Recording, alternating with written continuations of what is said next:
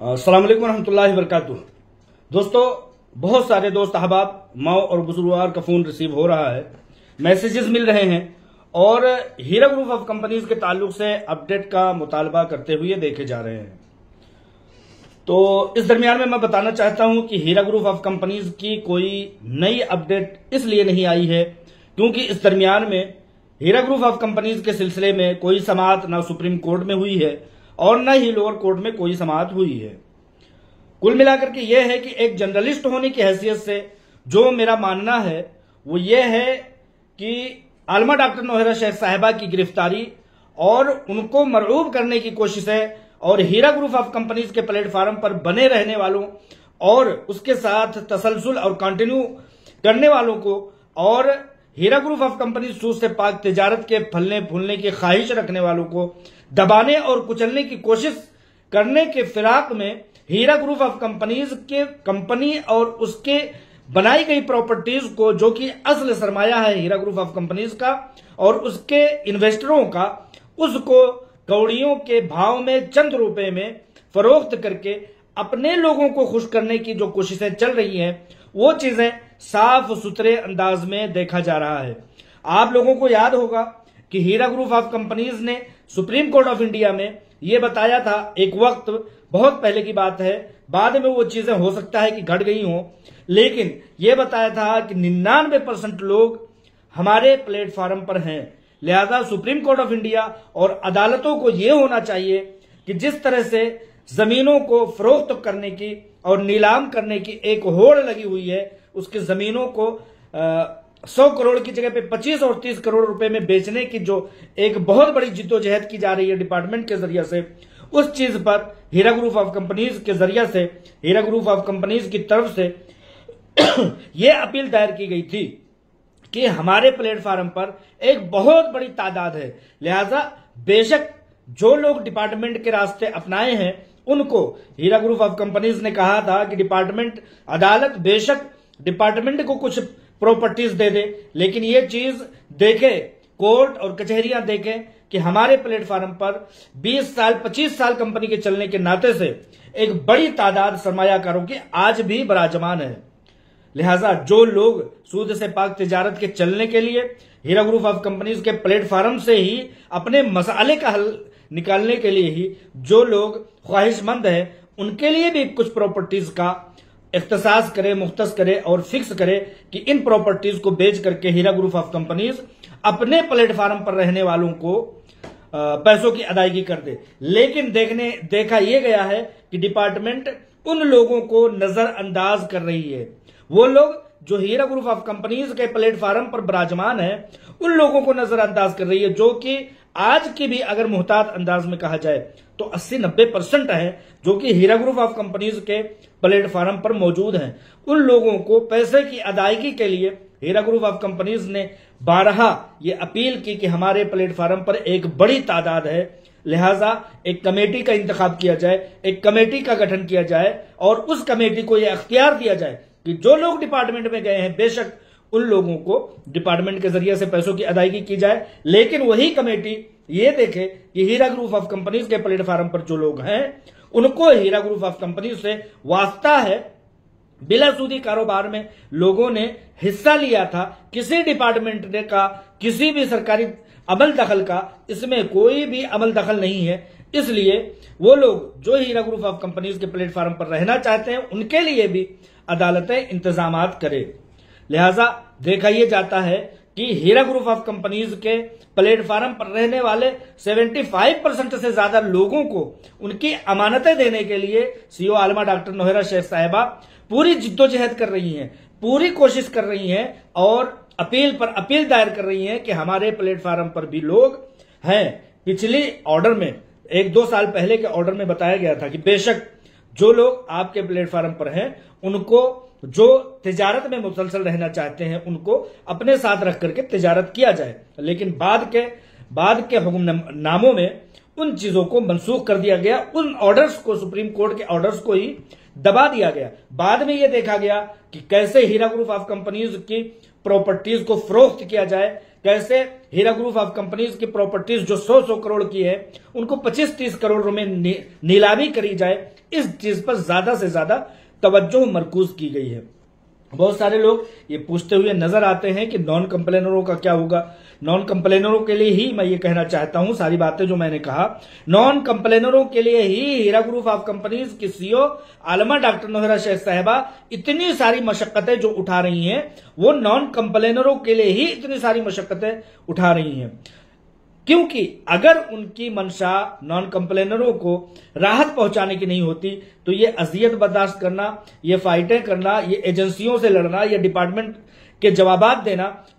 In department और एजेंसियों के टार्चर को बर्दाश्त करना और गिरफ्तारी जैसी सोबतों को बर्दाश्त करना, किसके लिए ये किया जा रहा है? ये सिर्फ और सिर्फ उन्हीं लोगों के लिए किया जा रहा है जो हीरा ग्रुप ऑफ कंपनी से अपना मसला रखते हैं, अपने मसले के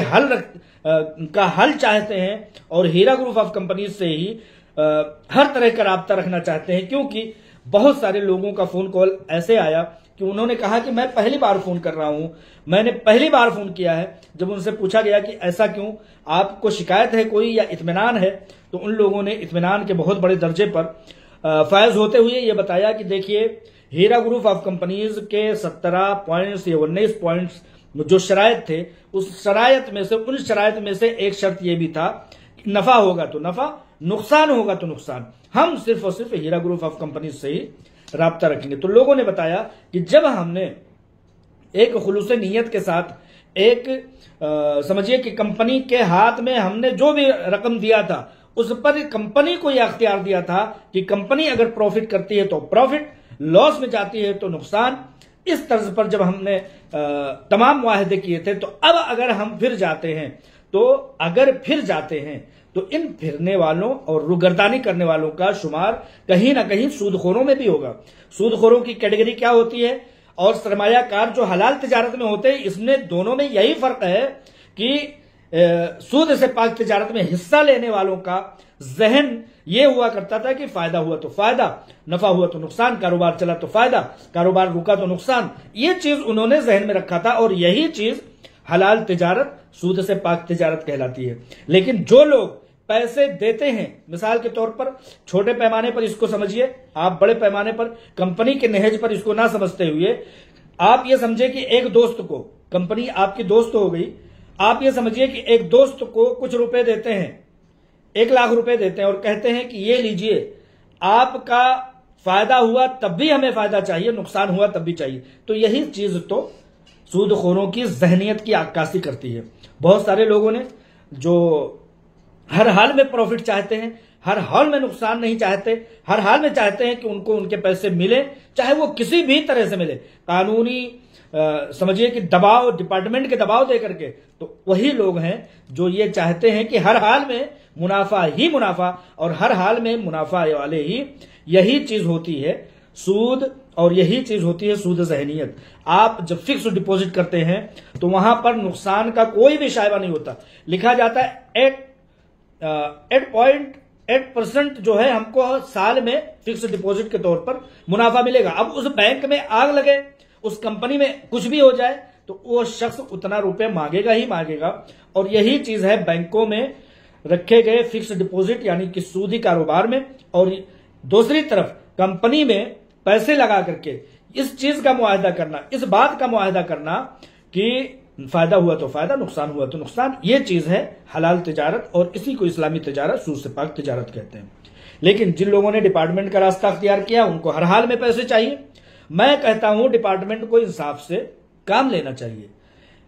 डिपार्टमेंट, कहता हूं कि अदालत ने कमेटी का गठन नहीं किया, लेकिन डिपार्टमेंट तो एक कमेटी बन सकती है। कमेटी बनने के बाद एक पक्ष हो जाए डिपार्टमेंट, दूसरा पक्ष हो जाए, दूसरा तबका हो जाए कंपनी। अब दोनों लोग इस बात का मुआहदा करें कि किसको, कौन शख्स है जो कंपनी में पैसे लगाए हैं, किस शख्स ने कंपनी में पैसे लगाए थे लेकिन पैसे उसने वापस कर लिए। लेकिन यहां पर क्या हो गया कि बहती गंगा में हाथ धोना, कंपनी के ऊपर बहुत सारे मजालिम हुए, कंपनी के साथ बहुत सारे मामलात हुए। इस दरमियान में एक बड़ा तबका उन लोगों का जो 2 साल पहले फोटोकॉपी करा करके रख लेता है अपने डॉक्यूमेंट्स का, वो आता है और वो भी जाता है, क्लेम करता है और कहता है बहती गंगा में हाथ धो लो, कोई कौन देखने वाला है। मिसाल के तौर पर 2 सीमा या सैयदा नाम की कोई लेडीज थी जो हीरा ग्रुप ऑफ कंपनीज के दफ्तर में काम किया करती थी। उन लोगों को चोरी और डकैती में उन लोगों को मतलब कंपनी से निकाला गया। लेकिन बाद में यह पता लगा कि पहले जो दस्तावेजात 5 लाख रुपए के दस्तावेजात दिए जाते थे, जैसे पहले हमें सर्टिफिकेट मिलती थी, उस तरह की सर्टिफिकेट छपवा करके रखा जाता था और वो रकम जो रकम इन्वेस्टर इन्वेस्ट करता था, सरमायाकारी करता था, वो रकम वहां लिख दिया जाता था। वो ब्लैंक हुआ करता था, वो सर्टिफिकेट जैसे ब्लैंक हुआ करता था। उन चोर वर्करों ने जो वहां पर हीरा ग्रुप ऑफ कंपनीज की कंपनी में काम करते थे, उन लोगों ने बहुत सारी सर्टिफिकेट, जब डिजिटल जमाना आना शुरू हुआ तो बहुत सारे सर्टिफिकेट उन लोगों ने चुरा लिए। वो सर्टिफिकेट चुराने के बाद जब ये हालत आई, हीरा ग्रुप ऑफ कंपनीज के सख्ती के दिन आए और कहीं ना कहीं ऐसे ही लोगों ने कंपनी को इस हालत में पहुंचाया है ताकि उसके बुरे वक्त का फायदा उठाया जा सके। तो ये चोर लेडीज जो थी, उन लोगों ने लोगों के दरमियान इन सर्टिफिकेट्स को तकसीम कर दिया और किसी में 10 लाख, किसी में 5 लाख, किसी में 2 लाख, किसी में 8 लाख रुपए लिख करके लोगों को कहा कि जाओ कंप्लेन करो। सीओ जेल के अंदर है, पैसे जेल के अंदर रहते ही देना पड़ेगा, इसलिए तुमने इन्वेस्ट नहीं किया कोई बात नहीं, लेकिन इस सर्टिफिकेट में जो दिया गया है, जो इस सर्टिफिकेट में 5-10 लाख रुपए लिखे गए हैं, उसके हिसाब से तुम्हें पैसे मिलेंगे। लोगों ने यहां तक किया हुआ है। तो क्या एसएफआईओ हो, ईडी हो, तमाम डिपार्टमेंट को एक कमेटी गठित करके या कमेटी खुद बन करके कंपनी से राब्ता नहीं करना चाहिए कि कौन लोग हैं जो जेन्युइन इन्वेस्टर हैं? क्योंकि जितने भी ट्रांजैक्शन किए गए थे, लेन देन किए गए थे, उन ट्रांजैक्शंस को बजरिए इंटरनेट बैंकिंग के किया गया था, चेक के जरिए से किया गया था, रिकॉर्ड है हर एक चीज का। तो यहां पर डिपार्टमेंट को ये होश, नाखून के होश लेना चाहिए कि इन लोगों का कम से कम जांच पड़ताल करना चाहिए कि कौन इस तरह का फेक सर्टिफिकेट लेकर के आ गया। बाद में भी इस तरह के सर्टिफिकेट लोगों ने बना लिए हो तो क्या बाइद, कोई बाइद बात नहीं है कि बाद में भी इस तरह के लोग 3 दिनों में पैसे दिला रहे थे। कौन नहीं चाहेगा कि हमको 3 दिन में लाखों रुपए मिल जाए? जिसको नाजायज ही करना रहेगा वो नाजायज तरीके से भी जो है पैसे कमाने का बड़ी अक्सरियत 99% दूसरों की जेब में पैसे जा रहे हैं तो वो नाजायज, अपनी जेब में पैसे आ रहे हो तो जायज, ऐसी जहनीत के दूसरे लोग कर रहे हो तो वो गुनाहगार, अपना कर रहा हो तो वो उसकी मजबूरी, उसकी जो उसका हक है। तो बहुत सारे लोगों ने इन लोगों के इशारों पर, जो कहते थे कि 3 दिन के अंदर अंदर पैसे दिए जाएंगे, उनके इशारों पर एफआईआर कर दिए। जिन लोगों ने 2 साल पहले, 1 साल पहले अपने पैसे विड्रॉल कर लिए थे लेकिन फोटोकॉपी उनके घर में मौजूद थी, वो भी जाकर के एफआईओ में क्लेमेंट बन गए। इस दरमियान में एक और भी बड़ा शख्स यहां पर पहचान में आया। ऐसे लोग भी आएंगे जिसने 1 करोड़ 40 लाख रुपए इन्वेस्ट किए थे, उस पर करोड़ों रुपए उसने मुनाफा भी कमाया। करोड़ों रुपए मुनाफा कमाने के बाद जब एफआईआर उसने विड्रॉल कर लिया, 1 करोड़ 40 लाख रुपए वाले शख्स ने विड्रॉल कर लिया, लेकिन जब देखा कि एफआईआर का सिलसिला शुरू हुआ तो फर्स्ट एफआईआर जो 27 एफआईआर थे उसमें एक शख्स ये भी था जो 1 करोड़ 40 लाख रुपए इन्वेस्ट करने के बाद विड्रॉल भी कर लिया था और करोड़ रुपए कमाए भी थे, उसने भी एफआईआर किया और उसको पैसे, फर्स्ट एफआईआर वाला होने के नाते से उसको पैसे दिए गए, उसको पैसे डिपार्टमेंट ने दिलवाए। अब क्या बाइद है कि वो शख्स फिर से एसएफआईओ में पहुंचा हो? कोई बाइद नहीं है ना। इसलिए मैं कहता हूं कि एसएफआईओ हो, ईडी हो, सीसीएस हो, सुप्रीम कोर्ट हो, लोअर कोर्ट हो, हाई कोर्ट हो, कोई भी कोर्ट, कोई कचहरी, कोई डिपार्टमेंट, कोई भी एजेंसी हो, उन लोगों को कम से कम इंसाफ का यह तकाजा करना चाहिए कि हीरा ग्रुप ऑफ कंपनीज से राबते में रह करके हीरा ग्रुप ऑफ कंपनीज की सीईओ की बहाली करते हुए, कानून की रखवाली करते हुए, कानून की पासदारी करते हुए इंसाफ का बोलबाला करना चाहिए, ना कि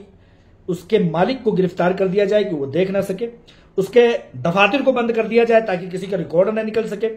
उसके प्रॉपर्टीज को जो 100 करोड़, 200 करोड़, 150 करोड़ है उसको 25 करोड़, 30 करोड़, 40 करोड़ रुपए में फरोख्त किया जाए। इस तरह से इंसाफ का बोलबाला नहीं होता। डिपार्टमेंट को ये चीज होश के नाखून लेने चाहिए और इन लोगों को यह समझना चाहिए कि बड़ी मुश्किल से देश में कोई प्रॉफिटेबल, फायदेमंद, फायदे बख्श देश में कोई कंपनी खड़ी होती है जिससे लाखों करोड़ों लोगों को फलाह बहबूद मिलते हैं। इसी से देश जो है मजबूती पाता है। इन डिपार्टमेंट को इसीलिए कायम किया गया है कि देश का कोई भी बच्चा से बच्चा उसके साथ ना इंसाफी ना हो। ये तो बड़ी बड़ी कंपनियां हैं जिससे करोड़ों करोड़ रुपए जो है मुल्क को रेवेन्यू मिलते हैं, इनकम टैक्स मिलते हैं, जीएसटी मिलती है, बहुत तरह के इनकम होते हैं, देश के पैसे देश में ही खपत होते हैं, बहुत सारी तरक्याती काम होते हैं, फलाह बहबूद के काम होते हैं। एसएफआईओ हो, कोई भी डिपार्टमेंट हो, उस डिपार्टमेंट को ये चीज समझना चाहिए कि सीओ आलमा डॉक्टर नौहरा शेख साहिबा की बाजियाबी कानून की रखवाली का पहला नुक्ता हो सकता है, पहला पॉइंट हो सकता है। उनके ऑफिस का कायम रहना, जिससे इन बिचौलियों को और इन जो है दरमियानी फायदा उठाने वाले लोगों का कम से कम अंदाजा लगाया जा सके और इससे जांच पड़ताल की जा सके। डिपार्टमेंट को इतनी मोटी मोटी बातें बताने की जरूरत नहीं पड़ सकती, लेकिन कहीं ना कहीं भाई डिपार्टमेंट में तो किसी न किसी के इन्फ्लुएंस में काम कर रहा होगा, तभी तो 200 करोड़ रुपए की प्रॉपर्टी 25 करोड़ रुपए में फरोख्त कर रहा है।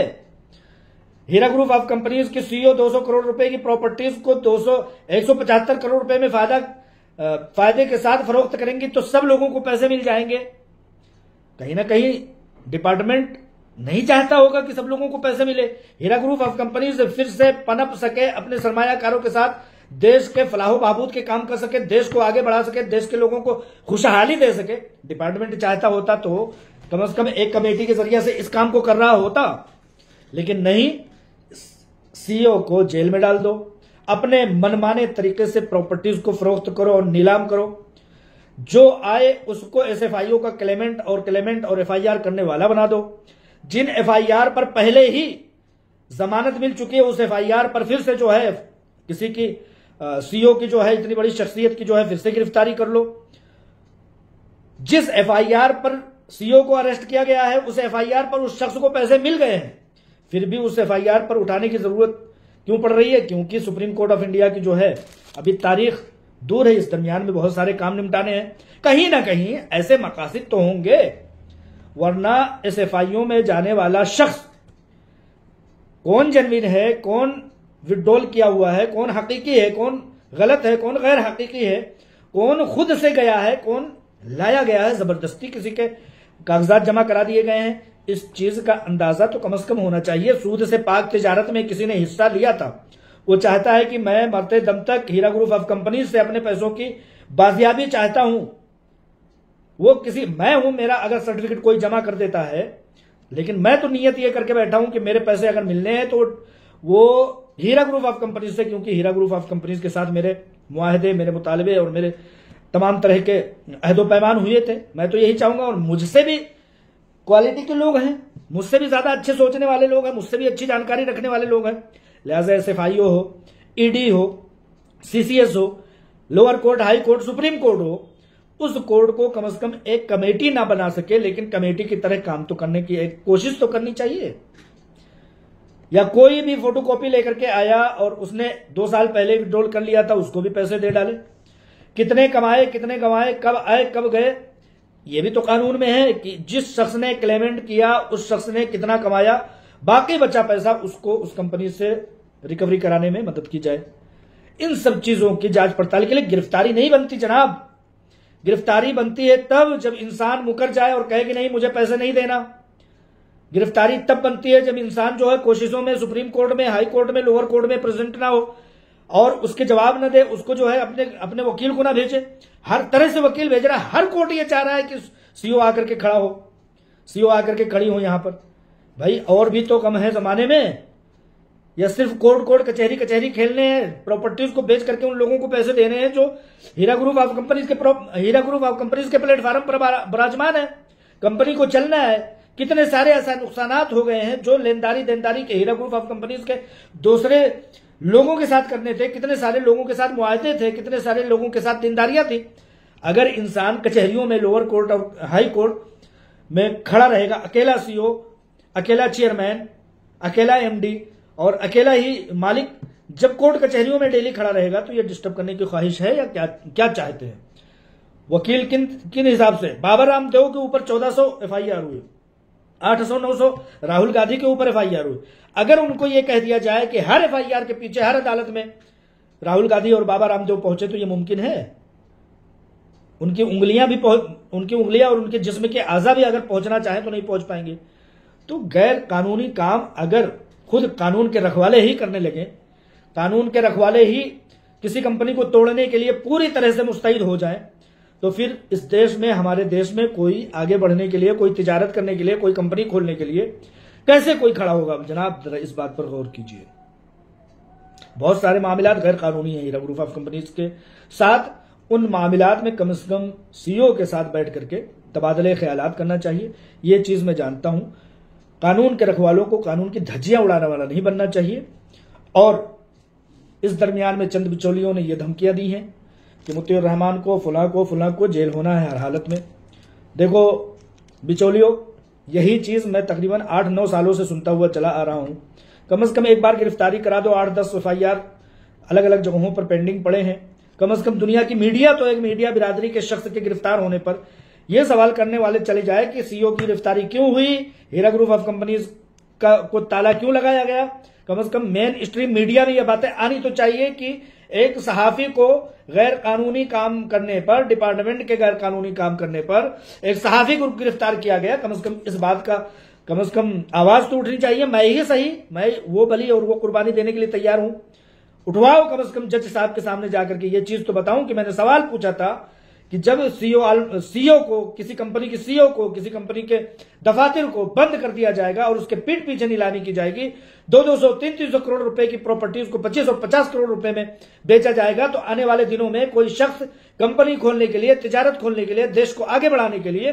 कैसे आगे आएगा? मैं कम से कम पूछ तो सकूं। गिरफ्तारी करवाओ बिचौलियों। खैर, ये गिदड़ भपकियां चलती रहेंगी। मेरे कुल कहने का लुब्बे लुबाब यह है कि आलमा डॉक्टर नोहरा शेख साहिबा उन लोगों के लिए ही फाइट कर रही हैं जो लोग सब्र कुनिंदा हैं, जिन लोगों ने हीरा ग्रुप ऑफ कंपनीज के प्लेटफॉर्म से, जिनकी तादाद 75% से ज्यादा लोगों की है, वो लोग ये समझ लें कि सीईओ आलमा डॉक्टर नोहरा शेख साहिबा जो अजियत बर्दाश्त कर रही हैं, वो कंपनी को सूद से पाक तिजारत को खड़े करने के लिए और मुकम्मल 100% रिकवरी के लिए जो लोग अपने पैसे चाहते हैं, उन्हीं के लिए अजियत बर्दाश्त करना चाहती हूं। वरना हाथ खड़ा कर देती प्रॉपर्टीज तो ऑलरेडी ईडी ने और तवस्सुत डिपार्टमेंट ने अटैच करके उन पर अपना कब्जा जमाया हुआ, अपना तसल्लुत किया हुआ है। जैसे चाह रहे हैं वैसे अपने लोगों के, अपने दोस्तों के, अपने खैर खाहों के इशारों पर चल रहे हैं। 25-25 करोड़, 200 करोड़, 250 करोड़ की प्रॉपर्टी जो है सरकारी रेट के मुताबिक उन पर जो है चंद रुपए में नीलामी की जा रही है। तो कुल मिलाकर के यह है कि इंशाअल्लाह ताला अभी के हालात ये हैं कि सीईओ आलमा डॉक्टर नोहरा शेख साहिबा को ये लोअर कोर्ट इंसाफ नहीं दे सकते। सुप्रीम कोर्ट ऑफ इंडिया की जो अगली तारीख है उसमें इंशाअल्लाह ताला सीईओ आलमा डॉक्टर नोहरा शेख साहिबा को बाजियाबी दस्तयाब हो जाएगी, ऐसा मेरा मानना है, ऐसा मेरा कैलकुलेशन है और ऐसा मेरा तज्जिया है और मुताला है। तो दुआ कीजिए इंशाअल्लाह ताला ये जुल्म की दास्तान ज्यादा देर तक ना चले। ये जुल्म करने वालों में और गैर कानूनी करने वालों में, देश को कमजोर करने वालों में, देश के लोगों को कमजोर करने वाले लोगों के खिलाफ कोई सच बोलने वाला, कोई सच्चा ऑफिसर, कोई सच्चा जज और कोई सच्चा इंसाफ पसंद शख्स आए जो कि देश को मजबूत करने वाली हीरा ग्रुप ऑफ कंपनीज जैसी कंपनियों को मजबूती की तरफ अग्रसर करे, बढ़ाए और उनका साथ दे और इंसाफ से काम ले। दोनों पक्ष को कम से कम कमेटी माना जाए, कमेटी मान करके इंसाफ के तकाजों पर चला जाए। ऐसी दुआ कीजिए, ऐसी कोशिश कीजिए, ऐसे एहतजाज कीजिए और जो कोई मीडिया बिरादरी है वो इस बात का कम से कम उठाता हुआ दिखाई दे। क्योंकि हमें, अगर हमारे मुल्क ने ये कलम दिया है, हमारे मुल्क ने ये अथॉरिटी दी है कि आप लिखें, आप बोलें, आप अपनी आवाज उठाएं ऐवान बाला तक और कानून कचहरियों तक, तो हमें ये आवाज उठाना चाहिए। वरना ये मुल्क, हमारा कानून कमजोर होता हुआ दिखाई दे रहा है। उसके रखवाले जो हैं वो कमजोरी की तरफ ले जा रहे हैं। ये कंपनियों को सपोर्ट करने के लिए बनाए गए दफातर, बनाए गए डिपार्टमेंट कहीं ना कहीं कंपनियों को कमजोर करते हुए दिखाई दे रहे हैं। अस्सलाम वालेकुम रहमतुल्लाहि व बरकातुहू।